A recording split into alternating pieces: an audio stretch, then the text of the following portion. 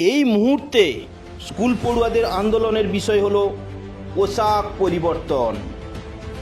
কোনোভাবে কোনো প্রকারে স্কুল ইউনিফর্ম চেঞ্জ করতে নারাজ স্কুল পড়ুয়ারা। এই নিয়ে ছাত্রছাত্রীদের মধ্যে সুপ্ত বিক্ষোভ চলছে। সোশ্যাল মিডিয়ায়ও বিভিন্নভাবে ভাইরাল হচ্ছে তাদের আন্দোলন। কিন্তু এই বিক্ষোভ আগামী দিনে এক বৃহৎ আকার ধারণ করবে বলে জানা যাচ্ছে। ইতিমধ্যে রাজ্যের বিরোধী দলনেতা শুভেন্দু অধিকারী কেন্দ্রীয় শিক্ষামন্ত্রী ধর্মেন্দ্র প্রধানের সঙ্গে সাক্ষাৎ করে এই বিষয়ে অভিযোগ জানিয়েছেন। তিনি জানিয়েছেন কেন্দ্রীয় শিক্ষা বিভাগের 400 কোটি অনুদানের টাকা এ রাজ্য পোশাক কেনাতে লাগিয়েছে।